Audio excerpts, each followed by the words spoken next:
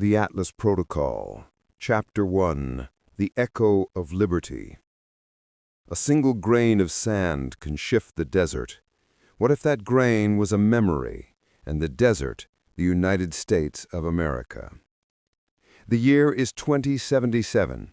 The air above the former metropolis of New York City, now officially designated Neo-Arcadia, tasted of ozone and recycled water. Glass and steel arcologies, sheathed in self-repairing chromatic polymers, pierced a sky perpetually policed by silent, solar-powered surveillance drones.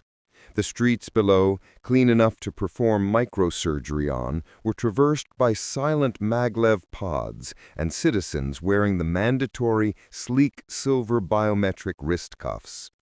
The old world, the world of frantic, messy freedom, of analog noise, of unfiltered data, was gone. It had been replaced by the synthesized stability, a system overseen by the Directorate of Unified Progress, DUPE. The DUPE wasn't a government, it was an algorithm, a flawless predictive model called the Atlas Protocol, which managed everything from agricultural yields in the Central Valley hydro farms to the optimal emotional output of every registered citizen. In the meticulously organized silence of Sector 4, Unit 7B, a standardized climate-controlled living cube, sat Dr. Elias Thorne. Elias was a rare commodity, a historian, not a sanctioned one who merely curated the DUPE's approved narratives of the Great Calibration of '45, but an unauthorized archaeologist of the past. He worked in the National Archives, now the repository of contextualized history, cataloging pre-calibration artifacts deemed too emotionally volatile for public display. His living cube was austere, save for one deeply anachronistic item, a small chipped porcelain coffee mug, a relic from the 21st century that smelled faintly of burnt caffeine and dissent. This night, his wrist cuff, which usually displayed a calming, steady green light indicating optimal state, was blinking a nervous, rapid amber. Elevated cognitive load, recommend 30 cc neural soothe. Elias ignored the automated health notification, his gaze fixed on the hollow screen before him. He wasn't watching the DUPE-approved entertainment cycle. He was observing a bootleg stream, encrypted through 3 layers of old-world quantum tunneling.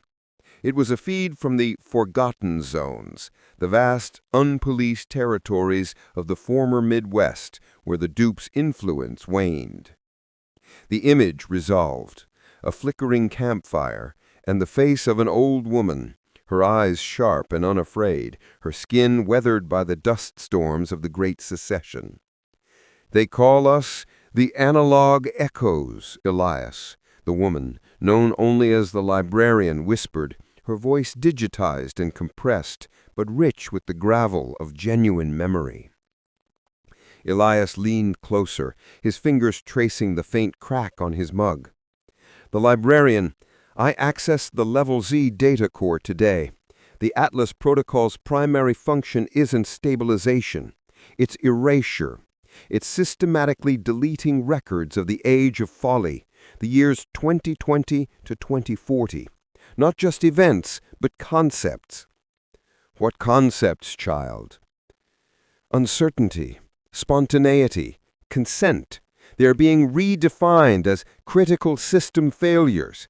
But I found something else, a geotag. It predates the calibration. It's a location in the former state of Virginia. It's labeled the Keystone."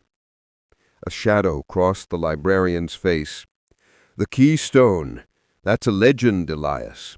The place where the original architects of the folly supposedly sealed away the first draft of liberty, the unfiltered, unedited source code of the nation. It was always a metaphor." "No, it's a physical place. The coordinates are tied to a massive, underground, pre-digital server farm built by a splinter group of early techno-libertarians before the dupe consolidation. The Atlas Protocol is searching for it. If they find the keystone, they won't just erase the past, they'll rewrite the potential future. The amber light on his cuff flashed faster. He needed to make a decision. The synthesized stability was safe, predictable, and soul-crushing. The forgotten zones were chaos, but they held the truth.